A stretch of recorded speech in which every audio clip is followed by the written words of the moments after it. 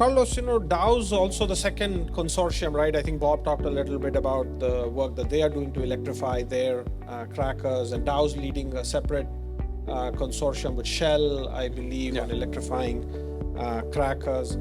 I guess, what can you tell us about that? What do you see are some of the key challenges with that particular technology, with that effort? Where is that effort today? Where is it like? Yeah, so I believe we came after BASF and SABIC, and we made our announcement that we would partner with Shell on this. That was about 4 years ago.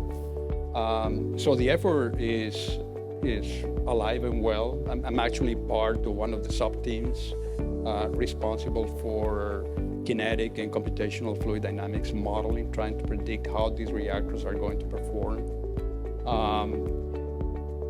If you look at the investors' call that Dow released about a year and a half ago, essentially the way Dow described it is this is a time-dependent problem in the sense that it should be ready when renewable electricity is ready.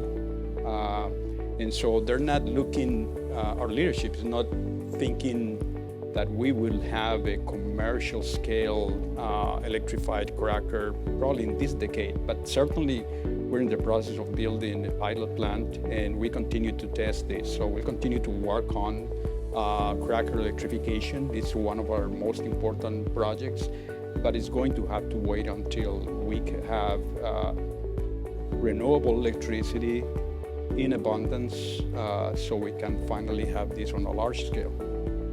And that is one of two things we're working on. The other one we're working on, you probably heard about it, both in Alberta and in Terneuzen, is basically revolving around blue hydrogen. Yeah, that was going to be my next question. Dow awarded the feed to Fluor yesterday on the zero emissions cracker in Canada.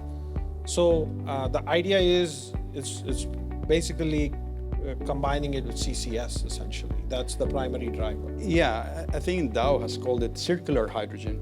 And it's circular hydrogen because our steam crackers generate methane. So instead of bringing methane from the outside, we're taking methane from the product side of our steam crackers, and then we're turning it around, generating hydrogen with that methane, sequestering the carbon dioxide, and then burning the hydrogen in our crackers. Okay. But the truth is, you're really starting from a hydrocarbon, right? Yeah.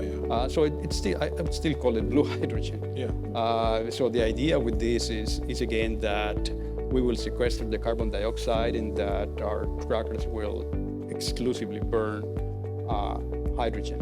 And what Dow has stated, for example, for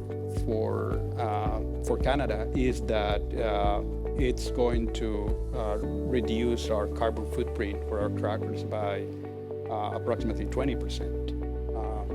And so the cracker, I mean, when it comes to Scope 1 and Scope 2 emissions in Canada, it's going to be net zero.